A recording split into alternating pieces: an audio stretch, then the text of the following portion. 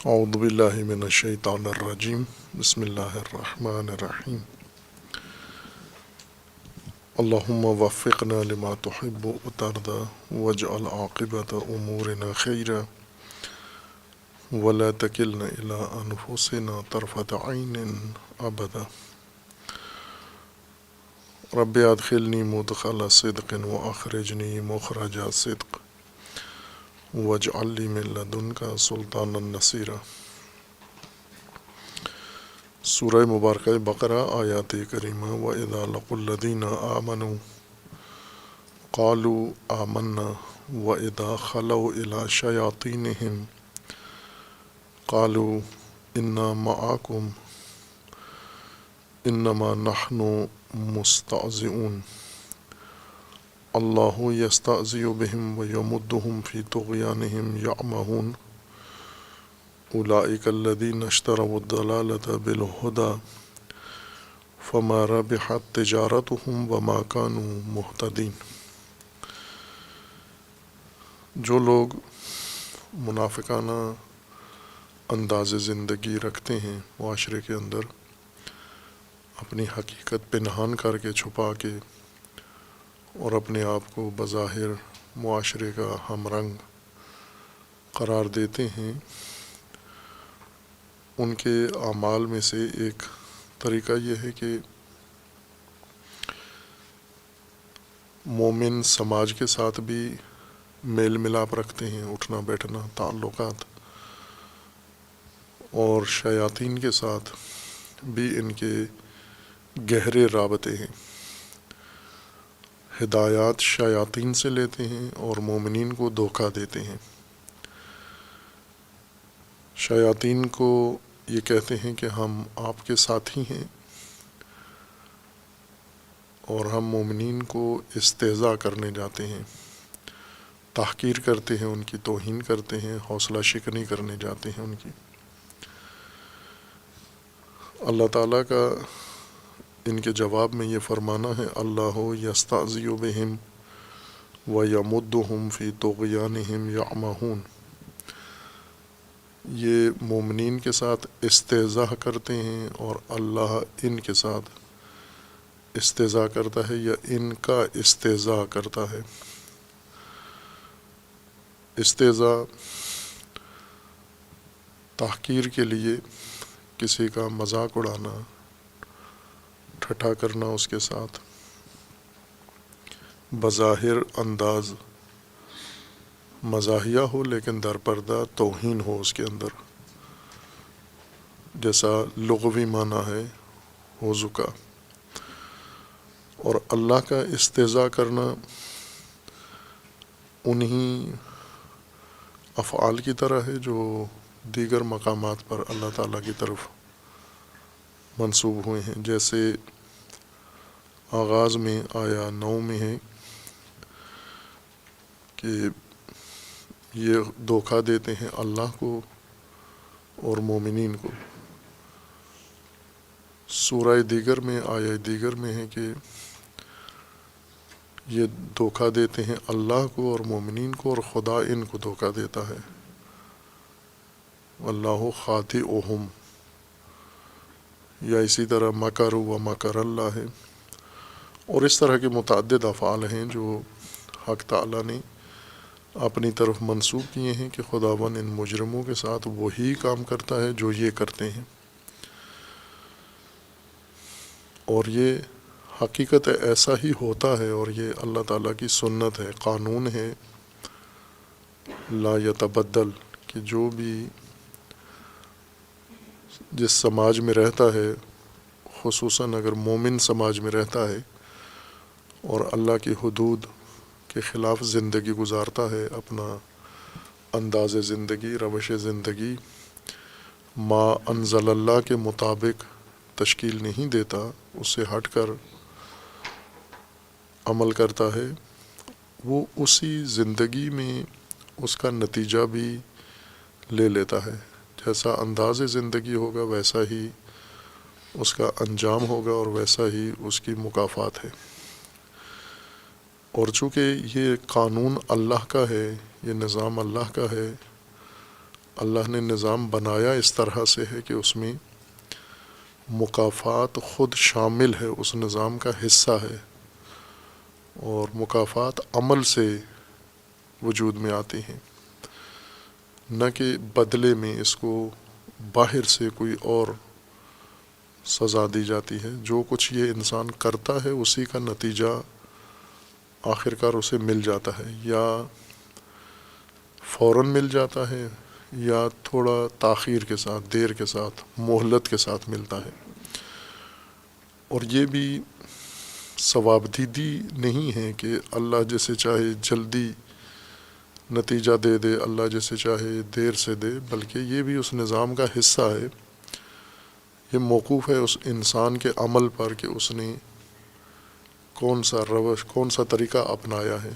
جیسے مثال دی تھی کہ اگر ایک انسان کھانا، معیوب کھانا کھائے، ناقص کھانا کھائے یا منشیات نشہ کرے تو اس کو تدریجاً ہلاکت تدریجاً آئے گی اس کے اوپر، لیکن اگر یہ زہر کھائے تو فوراً نتیجہ اس کو حاصل ہوگا۔ ثوابدیدی نہیں ہے کہ اللہ کی مرضی ہے ایک آدمی زہر کھائے اور دیر سے مرے، اور ایک آدمی زہر کھائے اور جلدی مرے، یا ایک آدمی نشہ کرے فوراً مبتلا ہو جائے اور ایک آدمی نشہ کرے دیر سے مبتلا ہو جائے۔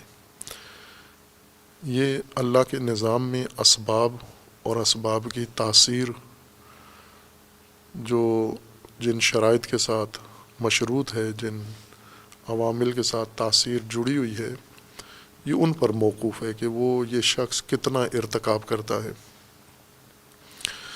اور اس کی اپنی جسمانی حالت یا باطنی حالت کیسی ہے، وہ نتیجے معین کرتی ہیں۔ اللہ تعالیٰ نے اس طرح سے جز کو نہیں نتیجہ بنانا، یعنی ایسا نہیں ہے کہ انسان جیسے ایک بے نظم خاندان کے اندر یا بے نظم معاشرے میں کوئی چیز پہلے سے مقرر اور طے نہیں ہوتی، بلکہ موقع آنے پر وہاں ثوابدیدی فیصلہ ہوتا ہے۔ ان فیصلوں میں کسی کے حق میں کچھ فیصلہ ہوتا ہے جبکہ معاملہ ایک جیسا ہوتا ہے، یکساں مورد ہوتا ہے، لیکن کسی کے حق میں کچھ اور فیصلہ ہوتا ہے، دوسرے کے حق میں کچھ اور ہوتا ہے، تیسرے کے حق میں کچھ اور ہوتا ہے۔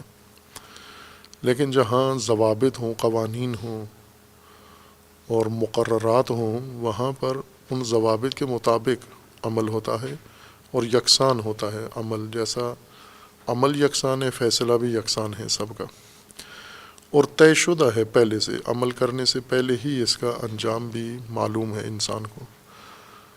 اللہ تعالیٰ کی کائنات میں نظام ہے، نظم ہے، ہرج و مرج نہیں ہے۔ یوں نہیں ہے کہ یہ انسان کوئی راستہ اپنا لے، کوئی عمل کرے، پھر عمل کے بعد دیکھیں گے اس کی جزا کیا بنتی ہے۔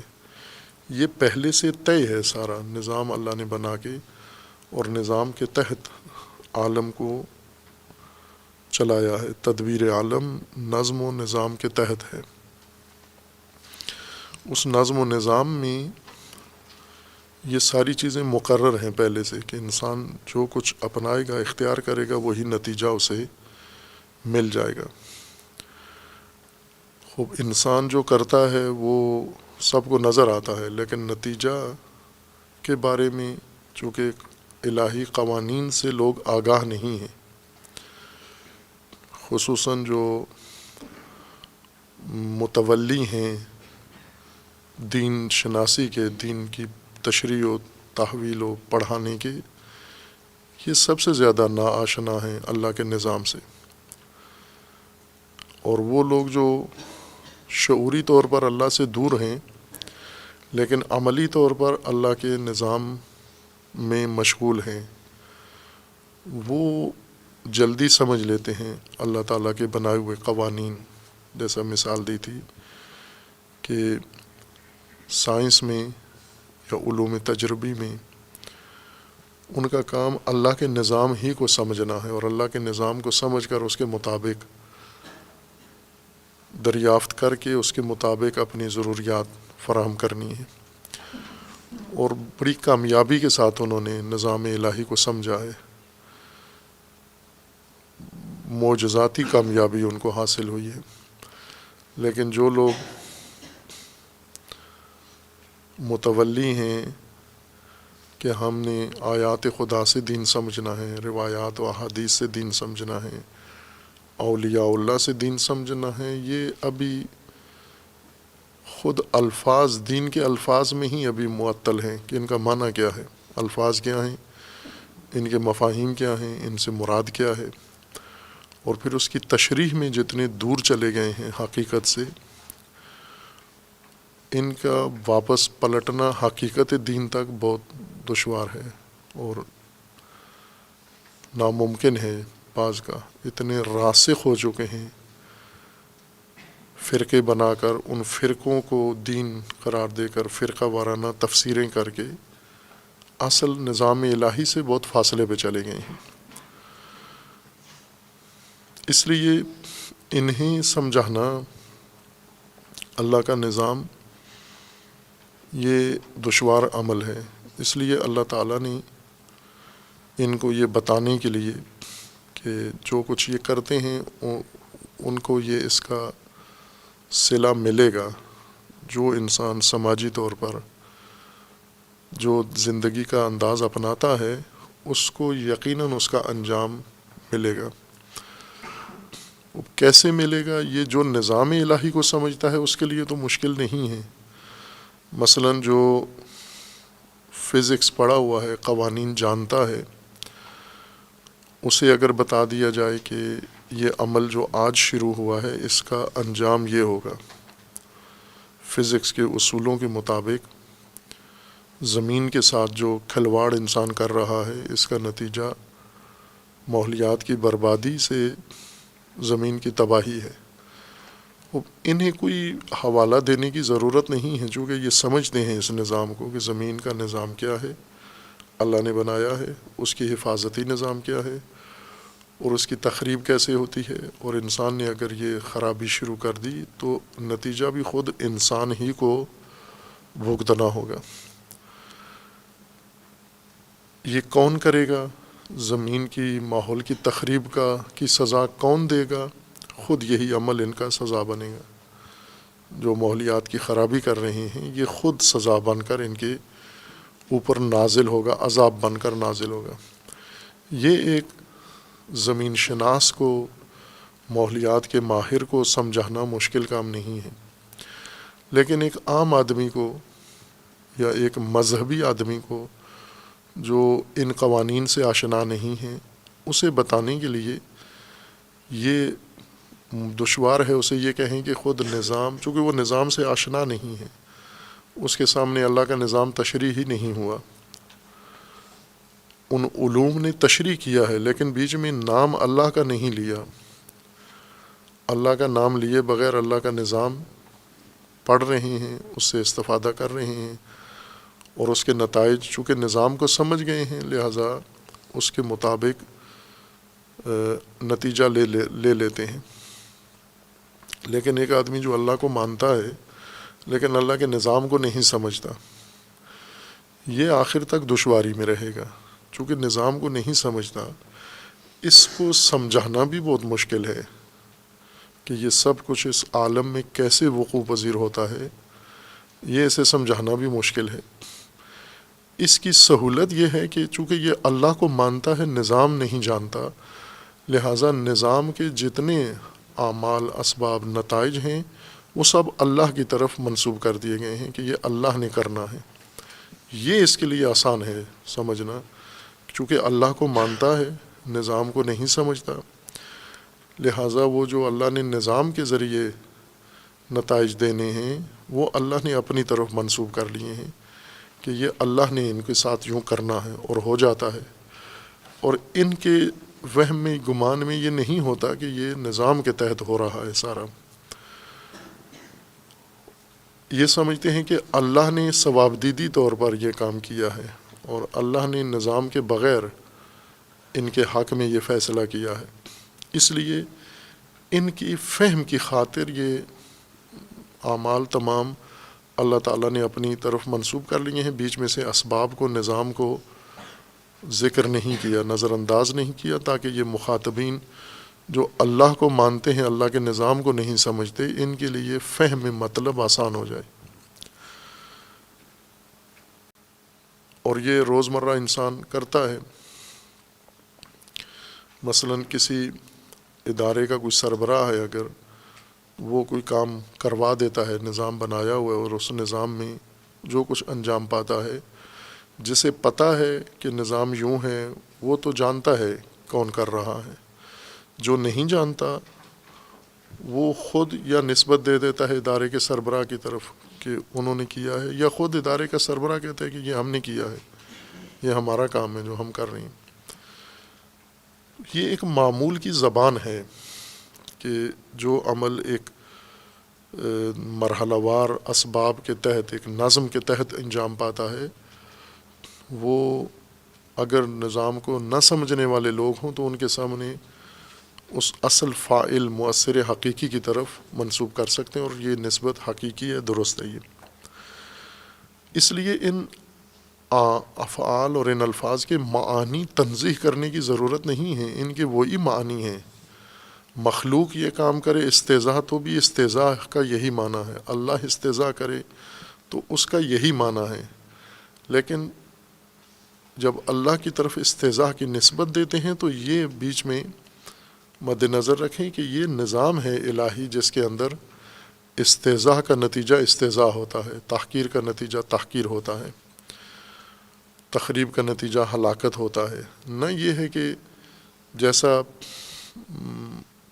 مفسرین دین نے جس طرح اللہ کی نظام کی تشریح کی ہے کہ اللہ کو درجہ مخلوق میں نیچے اتارا ہے، اور تمام مخلوق کے احساسات، جذبات، غضب، غصہ، اعصاب، کمزوریاں ساری نعوذ باللہ اللہ میں لحاظ کی ہیں، اور پھر رد عمل انسانوں جیسا اللہ کا ظاہر کیا ہے کہ اللہ کو فلاں انسان پہ بڑا غصہ آ جاتا ہے، جیسے رہے ایک انسان کو دوسرے انسان پہ غصہ آتا ہے۔ یعنی اللہ کی اور انسانوں کی انفرادی چپکلش کی حد تک معاملہ لے گئے ہیں۔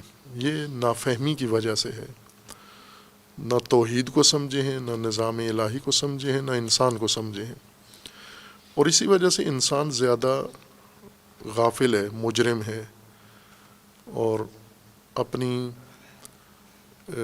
نہیں کرتا تربیت اور اپنی نگہداشت نہیں کرتا اس غلط تفسیر کی وجہ سے کہ ایک تو میں جو عمل کروں گا یہ عمل تو ختم ہو جائے گا یہاں پر، اس کے بدلے میں اللہ نے مجھے کوئی جزا سزا دینی ہے، اس کے لیے میرے پاس ذریعے موجود ہیں، سفارشیں موجود ہیں، شفاعتیں موجود ہیں، فلاں معاوضے موجود ہیں، ان کی خاطر میں کہیں نہ کہیں معاملہ حل کرا لوں گا۔ یہ غلط فہمی ہے جس نے انسان کو بد کردار، بدکار اور فریبکار بنا دیا، مکار بنا دیا ہے۔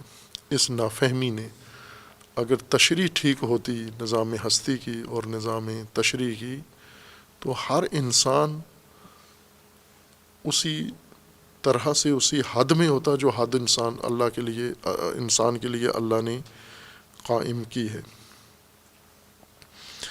اللہ یستعذیہ بہم، اللہ ان کے ساتھ استہزاء کرتا ہے یا ان کی استہزاء کرتا ہے، یعنی تحقیر، جو دوسروں کو تحقیر کرتے ہیں یہ خود تحقیر ہو جاتے ہیں، لوگوں کی نگاہوں میں گر جاتے ہیں، معاشرے میں ان کا مقام گر جاتا ہے، سسٹم میں ان کا مقام گر جاتا ہے نیچے، اور پست ہو جاتے ہیں۔ وَيَمُدُّهُمْ فِي طُغْيَانِهِمْ يَعْمَهُونَ، اور اللہ ایک تو استہزاء کرتا ہے ان کو، جو مومنین کا استہزاء کرتے ہیں، اور دوسرا یمدہم فی طغیانہم،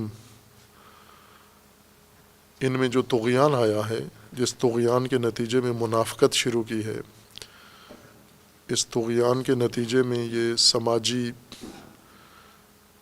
تخریب کا کام شروع کیا ہے انہوں نے، اور الہی نظام کی حدیں پھلانگی ہیں، پار کیا ہے انہوں نے، طغیان ہے ان کے اندر۔ اس طغیان کے نتیجے میں خود اپنی خواہشات، ہوس یا اپنے مفادات کو معیار قرار دیا ہے انہوں نے، اور اس طغیان میں ابھی زندگی گزار رہے ہیں، طغیانی زندگی ہے۔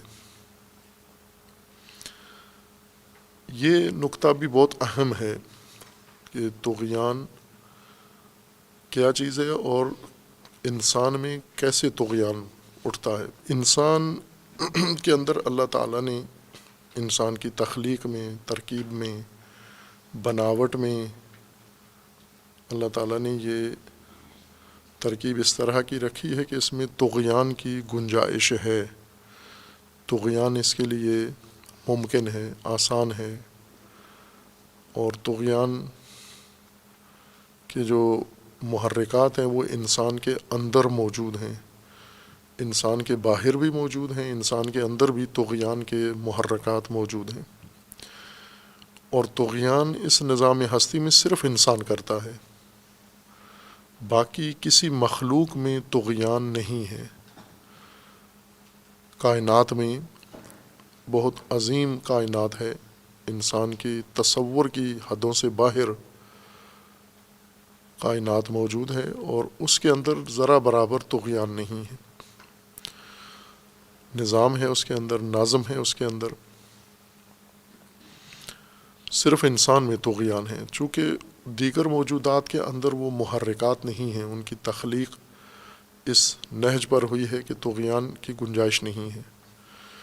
جیسے اجسام جتنے بھی ہیں ان میں کوئی طغیان نہیں ہے، زمینی موجودات کو اگر ہم دیکھ لیں تو ان میں طغیان نہیں ہے، درختوں میں طغیان نہیں ہے، اور پانیوں میں طغیان نہیں ہے، ہواؤں میں طغیان نہیں ہے، نظم ہے، ہمیشہ نظم کے تحت ہے۔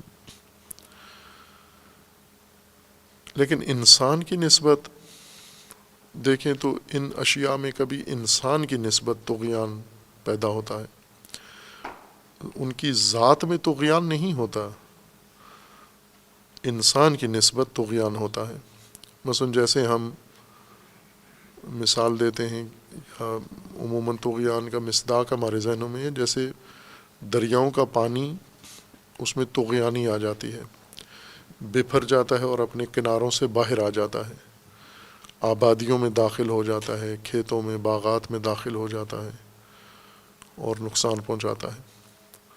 خوب یہ انسان کی نسبت طغیان ہے، ورنہ پانی کو اگر دیکھیں، دریا کو دیکھیں تو اس میں کبھی بھی طغیانی نہیں آئی ہے، چونکہ اس کا جو قانون ہے اللہ تعالیٰ نے بنایا ہے اس کے مطابق ہے، ہمیشہ ازل سے ابد تک پانی میں ایک قطرے میں بھی طغیانی نہیں آئے گی۔ طغیانی اس صورت میں ہوتی ہے کہ جب پانی کے لیے جو اللہ نے قانون بنایا ہے، ضابطہ بنایا ہے، نظام بنایا ہے، اس نظام کو چھوڑ دے، اس نظام سے باہر آ جائے۔ یعنی پانی کا ایک قانون یہ ہے کہ سیال ہے، مائع ہے، اب یہ سیلانیت اور مائع ہونا یہ ختم ہو جائے، اس کا یہ طغیانی ہے اس کے اندر۔ یا جیسے ہم کہتے ہیں تری ہے، پانی تر ہوتا ہے، مرطوب ہوتا ہے، یہ رطوبت اس کی ختم ہو جائے۔ ایک قانون اس کا یہ ہے کہ یہ فراز سے نشیب کی طرف آتا ہے، اونچائی سے ڈہلوان کی طرف آتا ہے پانی، یہ ختم ہو جائے، اس میں الٹ ہو جائے، نیچے سے اوپر جانا شروع کر دے، یہ طغیان ہے اس میں۔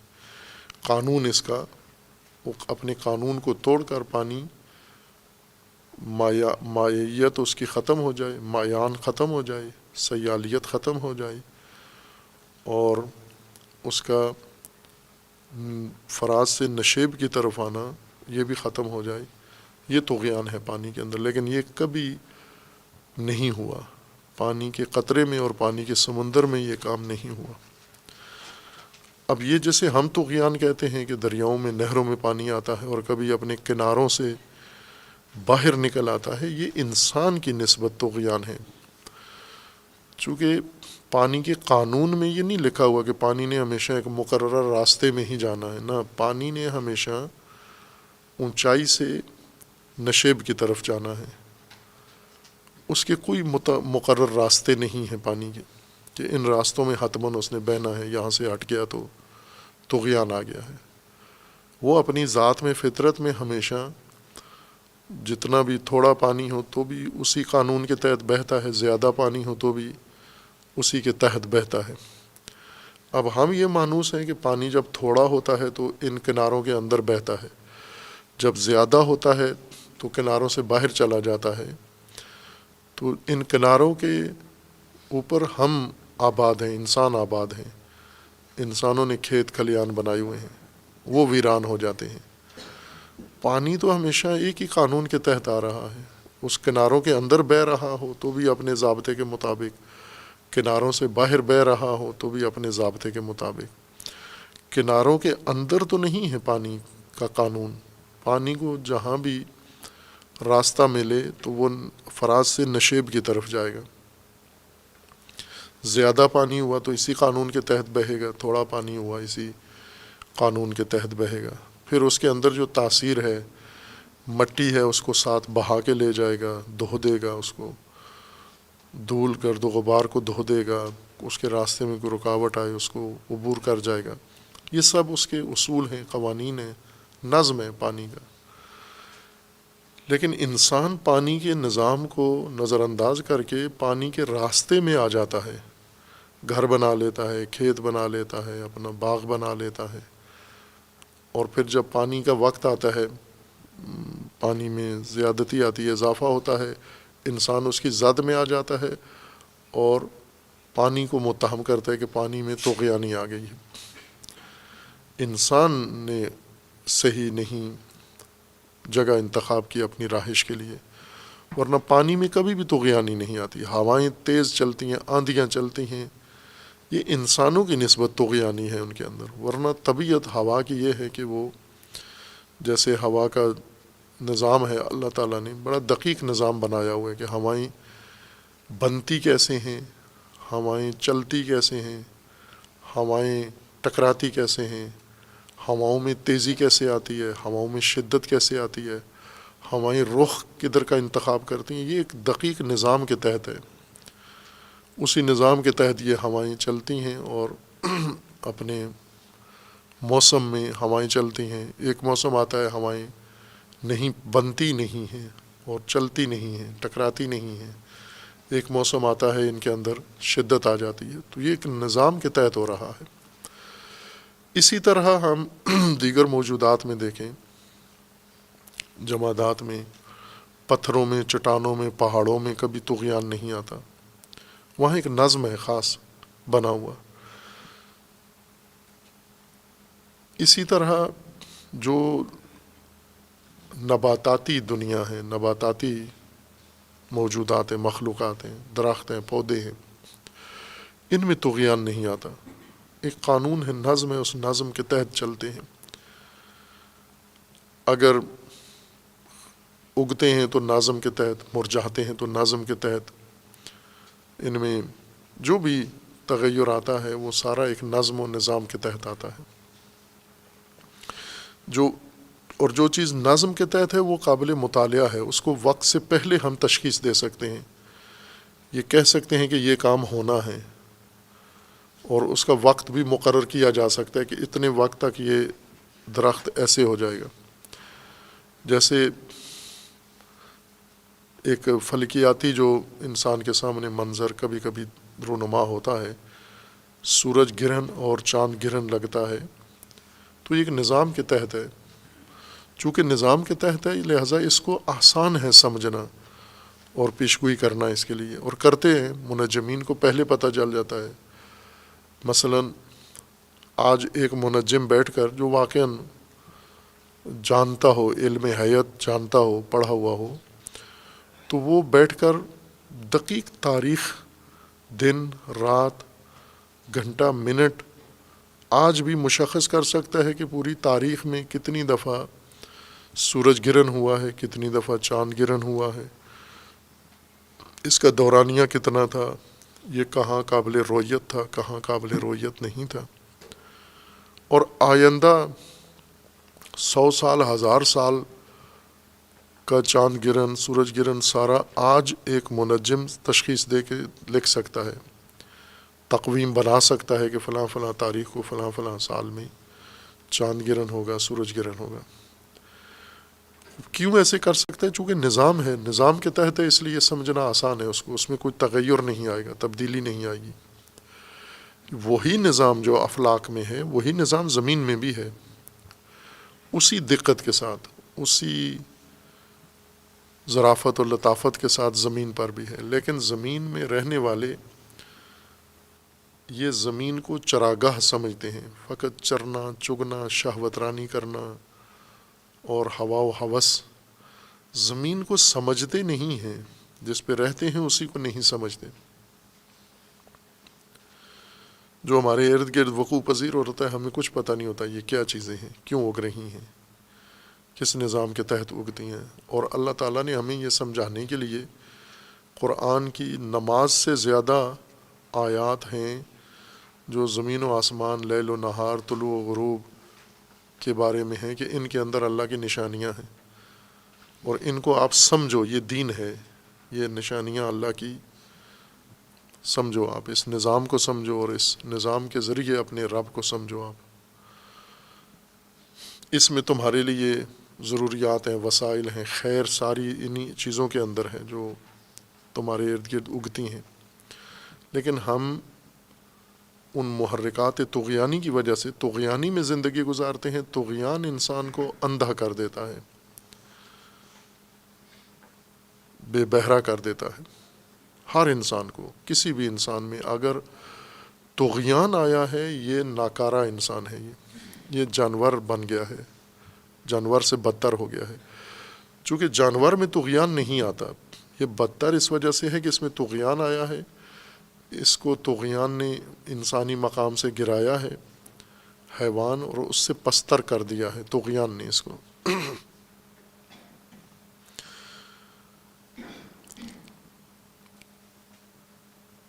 جو حدود اللہ تعالیٰ نے مقرر کی ہیں تمام کائنات کے تمام موجودات کے لیے، اس بنیاد پر کہ تمام کائنات، عالمین سب نظام کے تحت ہیں، اور وہ نظام اس اصل ہستی نے نظام ہستی بنایا ہے۔ خالق ہستی ہے، خود ذات ہستی، اصل ہستی خالق ہے، اس نے نظام ہستی بنایا ہے، اور نظام ہستی میں ہر چیز طے شدہ ہے، ضابطے کے طور پر، قانون کے طور پر، سنت کے طور پر، جس کو قرآن نے سنت کہا ہے، جمع اس کی سنن ہے۔ یہ سنت کی شکل میں مدون ہے ہر چیز، اور اس میں ناممکن ہے طغیان۔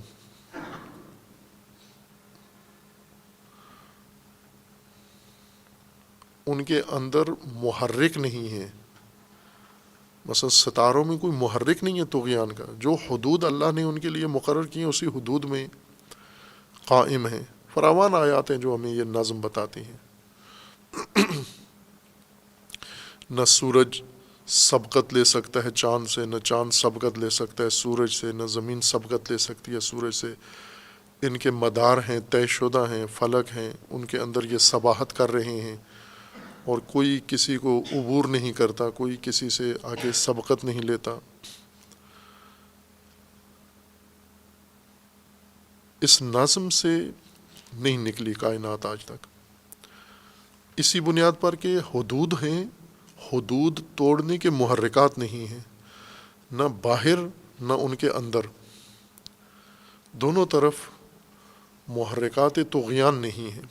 یہ فقط انسان میں ہے یہ خصوصیت۔ انسان کے لیے بھی کائنات کی طرح نظم ہے، نظام ہے، اور اس نظم و نظام کے تحت دنیا میں آتا ہے، وجود میں آتا ہے، پھر اس کے بعد زندگی شروع کرتا ہے۔ اس کے اندر جو خصوصیات ہیں جو اسے دوسرے موجودات سے ممتاز کرتی ہیں، وہ ایک اس کا صاحب ارادہ ہونا ہے اور اختیار، دوسرا اس کا صاحب شعور و علم ہونا ہے کہ یہ سمجھتا ہے ہر چیز کو، یا ہر چیز کو سمجھنے کی صلاحیت رکھتا ہے ہر چیز کو. استثناء نہیں ہے کہ یہ چیزیں سمجھ سکتا ہے، یہ چیزیں نہیں سمجھ سکتا، سب کچھ سمجھنے کی صلاحیت رکھتا ہے.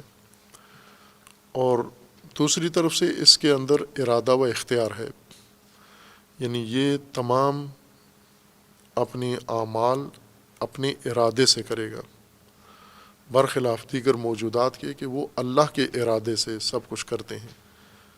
مثلا پانی، جو قوانین ہیں پانی کے ان کے اوپر چلتا ہے، تو اللہ کا ارادہ یہ ہے کہ پانی اس طرح سے چلے، پانی اس طرح رکے، پانی اس طرح بہے. انسان یعنی اللہ کے ارادے کے آگے پانی کا ارادہ نہیں ہے، چاند کا ارادہ نہیں ہے، سورج کا ارادہ نہیں ہے، افلاک کا ارادہ نہیں ہے، زمین آسمان کا ارادہ نہیں ہے، درخت و شجر و مدر کا ارادہ نہیں ہے. فقط ایک ارادہ ہے اللہ کا، اس ارادے کے تحت سارا کچھ ہو رہا ہے. لہٰذا کہیں بھی طغیانی کا تصور ہی نہیں ہے. قرآن میں بھی ہے اور روایات میں بھی ہے کہ تمام کائنات عبد خدا ہے. عبد یعنی مطیع، فرمان بردار. ایک مورد بھی، ایک ذرے سے لے کر کہکشان تک کسی کے اندر تمرد، معصیت، حد شکنی نہیں ہے، قابل فرض نہیں. انسان میں یہ دو خصوصیات ہیں، اور ان خصوصیات کے تحت انسان کر سکتا ہے، حدیں توڑ سکتا ہے، حد میں رہ بھی سکتا ہے، حد پھلانگ بھی سکتا ہے. ایک علم رکھتا ہے، شعور رکھتا ہے، دوسرا ارادہ و اختیار رکھتا ہے، مجبور نہیں ہے. اور پھر ساتھ ہی انسان ارادہ و اختیار کے علاوہ جو باقی صلاحیتیں رکھتا ہے اپنے اندر، جیسے انسان کے اندر غریزیں ہیں، انسان کے اندر خواہشات ہیں، انسان کے اندر شہوات ہیں، انسان کے اندر بہت ساری قوتیں موجود ہیں جو انسان کی فہم پر اور انسان کے ارادے پر اثر انداز ہوتی ہیں. یہ ساری چیزیں جانوروں میں بھی ہیں، جانوروں میں بھی شہوت ہے، جانوروں میں بھی غریزے ہیں، لیکن ان کے شہوتیں اور غریزے کیوں ان سے طغیانی نہیں کرواتے؟ چونکہ دو چیزیں نہیں ہیں. طغیانی پر جن چیزوں کو مائل کیا جا سکتا ہے وہ نہیں ہے ان کے اندر، شعور نہیں ہے، عقل نہیں ہے، اور ارادہ نہیں ہے. یعنی جانور کی شہوت جانور کے ارادے کو تحریک نہیں کرتی، جانور کا غضب جانور کے ارادے کو تحریک نہیں کرتا، چونکہ آگے وہ ارادہ اور فہم و شعور نہیں ہے. انسان کے اندر بھی وہ جو جانور میں ہیں وہ خاصیتیں انسان کے اندر بھی ہیں. فرق یہ ہے کہ انسان کی یہ ساری صلاحیتیں یہ تحریک کرتی ہیں انسان کے ارادے کو اور انسان کی فہم کو، اور اصل طغیان اس کے ارادے میں آتا ہے. چونکہ شہوت جب اس سے تقاضا کرتی ہے تو یہ ارادہ کرتا ہے، یا غضب جب اس کے اندر ابھرتا ہے یہ ارادہ کرتا ہے. جو چیز اس کو چاہیے ہوتی ہے اس کے لیے ارادہ کرتا ہے، یہ اس ارادے کے اندر طغیان آ جاتا ہے. حد جو توڑتا ہے وہ انسان کا شعور توڑتا ہے، عقل توڑتی ہے حد، اور ارادہ توڑتا ہے حد. یعنی عقل علمی و عقل عملی یہ دو حد شکن ہیں، ان سے حد ٹوٹتی ہے انسان سے. تحریک ان کو محرکات درونی بھی کرتے ہیں اور محرکات بیرونی بھی ہیں انسان کے لیے، جبکہ باقی موجودات میں نہیں ہے، نہ محرکات درونی ہے نہ محرکات بیرونی ہے. ان کی ذات ہے وہ بس ذات ہے، ارادہ الہی ہے، اور اس کے مطابق حدود کے اندر، نظام کے اندر زندگی گزار رہے ہیں. یہ بنیاد ہے انسان کے اندر طغیان کی کہ اللہ نے اسے پیدا کیا ہے، اس کے لیے بھی حدیں مقرر کی ہیں، یعنی قوانین بنائے ہیں، نظام بنایا ہے، ضابطے بنائے ہیں، قواعد بنائے ہیں. ان قواعد سے اس کو آشنا ہونے کی صلاحیت بھی دے دی ہے، ان قواعد و قوانین کی تشریح بھی اس کے سامنے کر دی گئی ہے. اس کے باوجود یہ حد توڑتا ہے چونکہ اس کے اندر یہ خاصیت موجود ہے. اسی بنیاد پر انسان جب وجود میں آتا ہے تو حدیں آگاہی اپنی مکمل نہیں کرتا حدود کے بارے میں، نظام کے بارے میں. جیسا اشارہ کیا تھا کہ اگر برفرض دین مذہب سے تعلق ہے تو بھی حدود کا اس کو علم نہیں ہے. حقوق و حدود آج بھی مثلا ہم اپنے ملک میں، اپنے سماج میں دیکھیں، اس فرقہ واریت کے ماحول میں کسی بھی مذہب کے عالم کو حقوق انسانی پہ بولتے ہوئے آپ نے نہیں دیکھا ہوگا. حقوق نہیں ہیں، بالکل خاموش ہیں اس بابت. حق پر بات نہیں کرتے کہ یہ مثلا انسان پر کن کن چیزوں کا حق ہوتا ہے اور انسان کا حق کیا ہے. ہر آدمی اس حق پہ تجاوز کر رہا ہے، دوسروں کے حقوق پہ تجاوز کر رہا ہے. مثلا یہی جو آج معدنیات کو بے دریغ استعمال کر رہے ہیں، آئندہ نسلوں پہ تجاوز کر رہے ہیں. یہ ظالمین ہیں. ماحولیات خراب کر دیا، ظالمین ہیں. حقوق انسانی پہ تجاوز کر دیا ہے. اور اسی طرح حدود کا ان کو علم نہیں ہے کہ زندگی کی حدود کیا ہیں. اب چند جو رواج پا گیا ہے، چند حدود عبادات کی، یہ پڑھ لیتے ہیں. وضو، پانی کے احکام پڑھ لیتے ہیں، لیکن باقی کچھ بھی نہیں پتہ ان کو. پانی نجس کیسے ہوتا ہے، پانی پاک کیسے ہوتا ہے، پانی سے وضو کیسے ہوتا ہے، وضو ہوتا ہے اوپر سے ہوتا ہے نیچے سے ہوتا ہے، یہ دقت سے پڑھ لیتے ہیں. لیکن نظام الہی میں بالکل جھانکتے بھی نہیں ہیں، اس لیے انہیں حدود کا نہیں پتہ ہوتا. حدود و حقوق یہ مذہب کے نصاب میں شامل نہیں کیا گیا، قرآن میں ہے. اور طغیانی انہی دو شعبوں میں ہوتی ہے. حق پائمال ہوتا ہے اور حد پائمال ہوتی ہے، حد سے عبور کیا جاتا ہے. یہ حدود نہیں تشریح ہوتی. برخلاف وہ لوگ جو اللہ کو نہیں مانتے یا متوجہ نہیں ہیں لیکن فعل الہی کو دقیق سمجھتے ہیں، وہ حدیں نہیں توڑتے. مثلا انہیں پتہ ہے کہ قوانین طبیعیات کے کیا ہیں، بجلی کے قوانین کیا ہیں، پانی کے قوانین کیا ہیں، ہواؤں کے قوانین کیا ہیں. وہ ان حدود کی مراد کرتے ہیں، حدود سے باہر نہیں آتے. لیکن جو حدود پڑھنے کے مدعی ہیں انہیں حدود کا علم نہیں ہے، لہٰذا ہر سانس میں کئی حدیں اور کئی حق توڑ رہے ہوتے ہیں.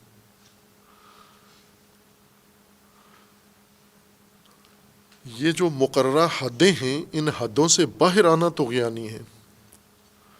اللہ نے جو حدود انسان کے لیے، سماج کے لیے مقرر کر دی ہیں، ان حدود سے باہر آنا یہ طغیانی ہے. اس لیے یہ منافق حد شکن طبقہ ہے.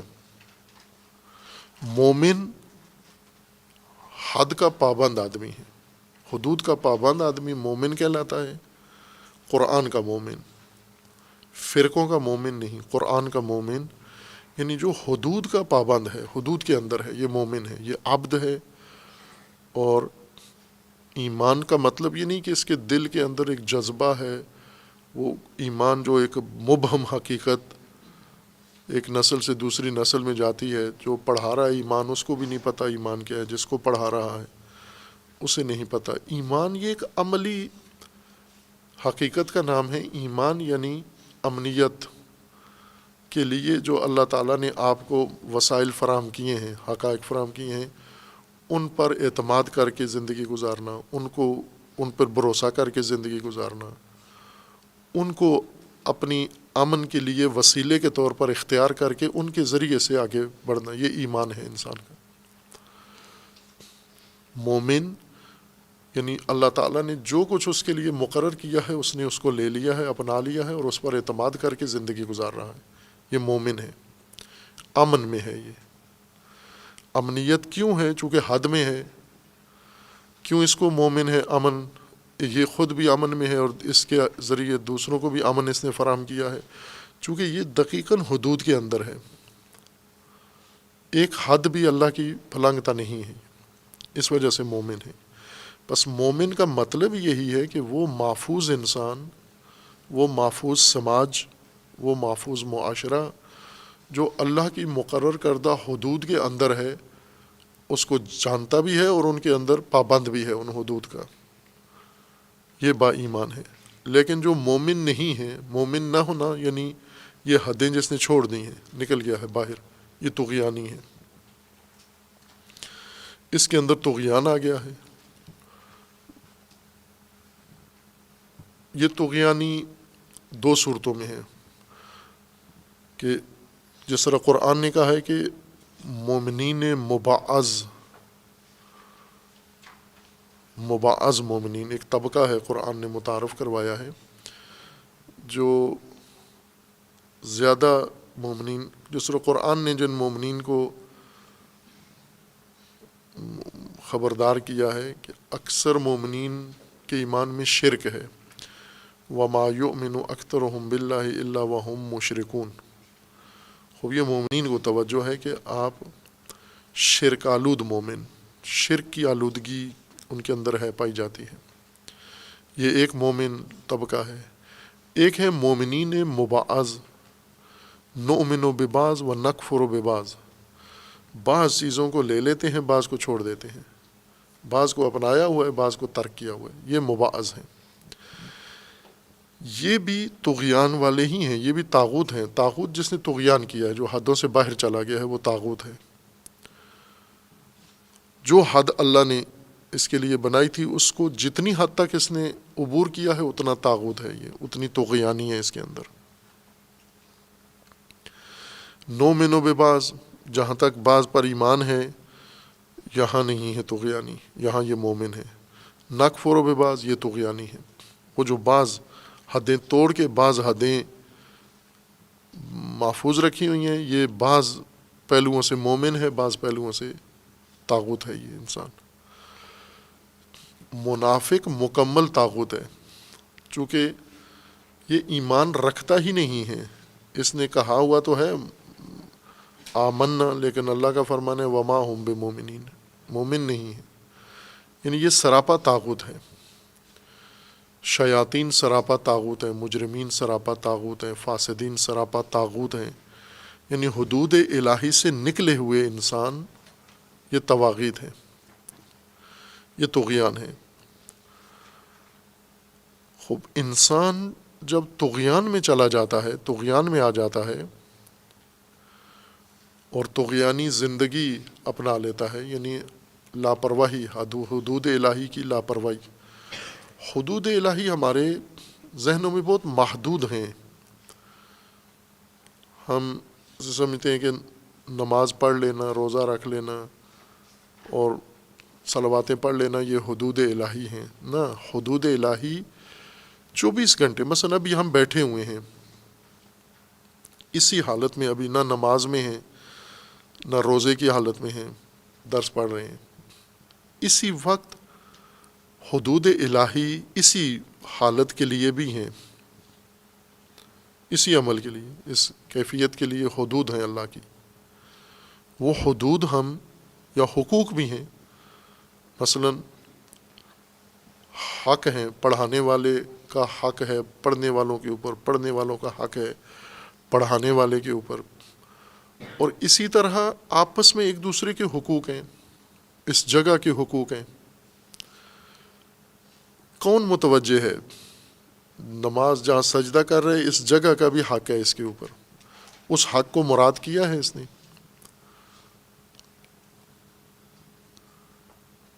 جہاں رہ رہا ہے، جس پانی سے وضو کر رہا ہے، اس پانی کا بھی حق ہے اس کے اوپر، اس پانی کے استعمال میں کتنا حد کو مقرر کیا اس نے۔ اگر یہ پانی جیسا کہا تھا کہ جیسا معدنیات ہیں، تیل ہے، گیس ہے، یہ دھڑا دھڑ نکال کے بیچ رہے ہیں، یہ تو اگلی نسلوں کا بھی حق ہے اس کے اوپر، آپ اتنی نکالو جتنی آپ کی ضرورت ہے، بیچنے کے لیے نہیں نکال سکتے کہ آپ ضرورت سے زیادہ نکال کے دوسری قوموں کو بیچو۔ آپ جس طرح ابھی کر رہے ہیں پوری دنیا میں، جو چیز دریافت ہوتی ہے فوراً اس کو زمین خالی کر کے دوسرے ملکوں کو بیچ دیتے ہیں اور عیاشی کرتے ہیں۔ یہ تو حق نہیں ہے آپ کو، یہ تمام نسلوں کا حق ہے جو اس زمین کے اندر ہے۔ یہ پانی جو ہم استعمال کرتے ہیں، یہ صرف ہمارا تو نہیں ہے، آنے والوں کا بھی ہے پانی، جو زمین کے نیچے ہے، زمین کے اوپر ہے۔ اس پانی کو ہم استعمال کر رہے ہیں، توجہ بھی نہیں ہے کہ یہ جو پانی میں گرا رہا ہوں یہ کس کا حق ضائع کر رہا ہوں۔ یہ بجلی میں جو استعمال کر رہا ہوں اس پر حق ہے، اس کی حد ہے ایک، یہ وسائل ان کا حق ہے، ان کی حد ہے ایک۔ میں جب گفتگو کرتا ہوں، میرا شور، اس کا حق بھی ہے، اس کی حد بھی ہے، میں کس کس پر تجاوز کر رہا ہوں۔ یہ وہ غفلت کا دین ہے۔ ہمیں بس ہم تمام حقوق پائمال کر کے سجدہ کرنا چاہتے ہیں۔ ایک حج کے موقع پہ ایک مومن مجھے ملا اور اس نے طواف کو بوسہ دیا، اس کو حجر اسود کو بوسہ دیا تھا، اور مجھ سے آ کے پوچھا کہ آپ حجر اسود کو بوسہ دینا چاہیں گے؟ میں نے کہا جی تو بہت چاہتا ہے لیکن وہاں گنجائش نہیں ہے آگے بڑھنے کی۔ تو انہوں نے کہا میں ابھی دے کر آیا ہوں، آپ کو بھی لے کے جاتا ہوں۔ تو پھر ان کا میں تو روزانہ دیتا ہوں، روزانہ 2 دفعہ آتا ہوں حرم میں اور دونوں دفعہ حجر اسود کو چوم کے جاتا ہوں۔ تو میں نے کہا اس چومنے کے لیے کرتے کیا ہو؟ کبھی کسی کو دھکا دیا ہے؟ کہتے ہیں ہاں، دھکے بغیر تو حجر اسود کو چوما ہی نہیں جا سکتا۔ تو میں نے کہا یہ جو پتھر کو چوما ہے اور اللہ کے بندے کو دھکا دیا ہے، توجہ نہیں تھی آپ کی کہ پتھر سے زیادہ اس کا حق تھا تیرے اوپر۔ اس میں بوڑھا بھی تھا، اس میں چھوٹا بھی تھا، اس میں عورت بھی تھی، اس میں مرد بھی تھا، ان سب کو دھکا دے کے خود تو آگے ہوا ہے اور خوش ہے کہ میں نے حجر اسود۔ فوراً سمجھ گیا، اللہ نے کوئی ان کو رہنمائی کی، کہا توبہ کروں؟ میں نے کہا جیسا آپ کو، توبہ نہ کرو کہ حجر اسود چومنے سے، یہ توبہ کرو کہ کتنے لوگوں کو اس حج میں دھکے دے چکے ہو آپ۔ یہ وہ چیزیں ہیں جو ہم مراد نہیں کرتے۔ ہمیں بہت ایسی چٹکی جو دین ہمیں سکھایا گیا نا، یہ نمک ہے آٹے میں، آٹا نہیں ہے پڑھایا گیا، ہمیں دیا نہیں گیا، نمک دیا گیا ہے۔ یہ چٹکی بھر دین ہمیں سکھایا گیا ہے۔ قرآنی دین وسیع ہے انسانی زندگی کی حد تک، اور ہر قدم پہ حدود ہیں اور ہر قدم پہ حقوق ہیں۔ ان حدود کو توڑنا یہ طغیان ہے، ان حدود سے باہر آ جانا۔ جب باہر آتے ہیں پھر طغیان ہو جاتا ہے۔ باہر آنے کے بعد ممکن ہے ہمارے طغیان سے کسی کو نقصان ہوا ہو، ممکن ہے نہ ہوا ہو، دونوں صورتوں میں طاغوت ہو جاتا ہے انسان، طغیان میں آ گیا۔ اور یہ طغیان انسان کے اندر بہت بڑی توانائی ہے، انسان کے اندر طغیان کی معمولی نہیں ہے، غیر معمولی توانائی ہے طغیان کی صلاحیت انسان میں۔ یہ طغیان کبھی انسان کی شخصیت بن جاتی ہے، پہچان بن جاتی ہے، اس کی ذات کا حصہ بن جاتی ہے، اور یہ افراد پھر معاشرے کے اندر یہ ایک طبقہ بن جاتے ہیں۔ طواغیت ایک طبقہ، ایک سماج پورا طغیانی کا سماج ہے۔ ہم بلا مبالغہ یہ کہہ سکتے ہیں کہ آج ہمارا معاشرہ سماج طغیانی کا سماج ہے، طغیانی کے تہذیب میں ہم رہتے ہیں، جہاں ہر آدمی کے اندر طغیان ہے، ہر فرد کے اندر طغیان ہے، مردوں کے اندر ہے، عورتوں کے اندر ہے، بڑوں کے اندر ہے، جوانوں کے اندر ہے، بچوں کے اندر ہے، ہر ایک کے اندر طغیان ہے۔ خوب اس طغیان میں انسان زندگی گزار رہا ہے سماج میں۔ طغیان کے لیے قانون کیا ہے اللہ تعالیٰ کا، کہ کوئی انسان طغیان میں آ جائے کیا ہوگا اس کے ساتھ؟ اس کے لیے تعلیم، تربیت، تزکیہ، ہر چیز کا اہتمام ہے کہ طغیان میں نہ آئے۔ اگر طغیان آ گیا ہے تو طغیان اس کا بیٹھ جائے، ٹھنڈا ہو جائے اور یہ واپس نظم میں آ جائے۔ طغیان نظم کے مقابلے میں ہے، نظم حدود کی پابندی ہے اور طغیان حدود کو توڑنا ہے، حدود سے باہر ہو جانا ہے۔ کسی بھی چیز میں انسان اپنی نگاہوں سے 1000 حدود توڑ دیتا ہے۔ نگاہ ابھی حد شکن ہوتی ہے، طغیان نگاہ شاید ہر چیز سے زیادہ ہے۔ اپنی زبان سے انسان ہزاروں حدیں پائمال کر جاتا ہے، اپنے انداز سے انسان کتنی حدیں پائمال کر جاتا ہے۔ خوب یہ اگر تہذیب بن جائے، سماج بن جائے، جیسا پہلے بھی اشارہ ہوا تھا کہ ایک ایسے سماج میں ہے جہاں ان امور کا، اس حالت کا احساس مر گیا ہے، یعنی ہم طغیانی میں ہیں، احساس مرا ہوا ہے کہ ہم طغیانی میں ہیں، سماج طغیانی میں مبتلا ہے، ہمارا احساس مر گیا ہے کہ ہم ایک طغیان زدہ سماج کے اندر زندگی گزار رہے ہیں، ماحول میں طغیانی ہے، ہم غافل ہیں کہ اس میں طغیانی میں ہم رہ رہے ہیں، اور طغیانی کے دوش پر آگے چل رہے ہیں، اور کہتے کیا ہیں کہ آمنا، وہ اللہ کا فرمان ہے کہ اس طغیان میں تم مومن کیسے ہو، وما ہم بمومنین، اتنے طغیان ہے تمہارے اندر، اور ساتھ دعویٰ یہ کرتے ہو کہ آمنا، ہم مومن ہو گئے۔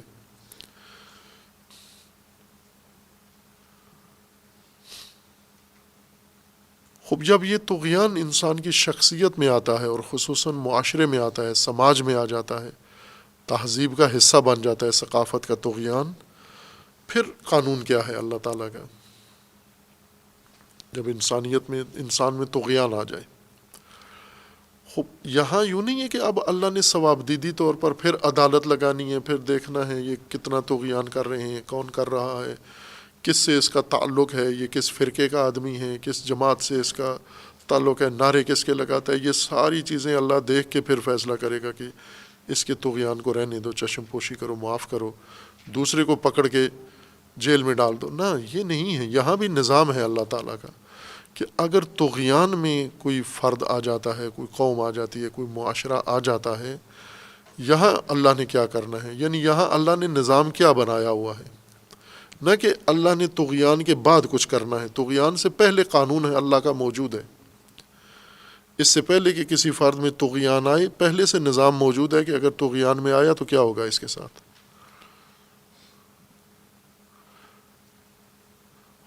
طغیان میں جب انسان آتا ہے، اس طغیان میں آنے کے بعد پہلا اثر جو طغیان انسان کے اوپر ڈالتا ہے وہ ہے کہ انسان اندھا ہو جاتا ہے۔ یہ پہلا نتیجہ ہے طغیان کا، اندھا ہو جاتا ہے انسان، بے شعور ہو جاتا ہے، غافل ہو جاتا ہے، آنکھوں پہ پٹی بن جاتی ہے انسان کے، فہم و شعور مر جاتا ہے، دل مر جاتا ہے طغیان کی حالت میں، فہم و فراست انسان سے سلب ہو جاتی ہے۔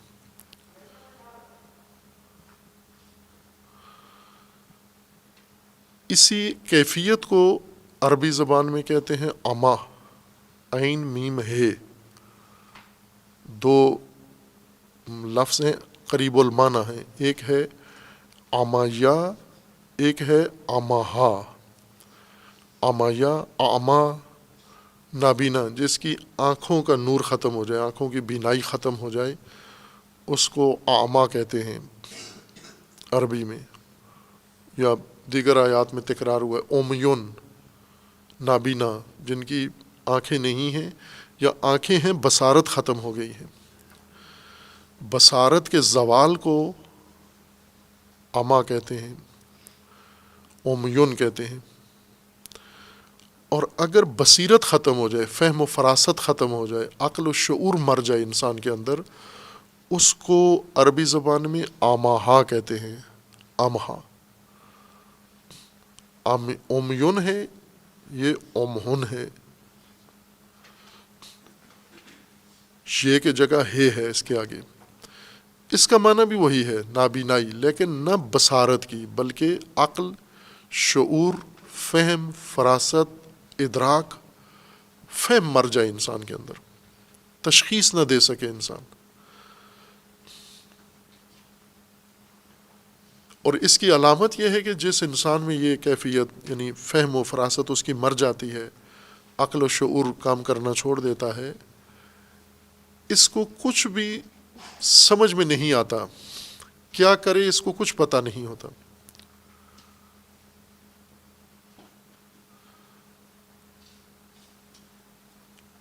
اماہ میں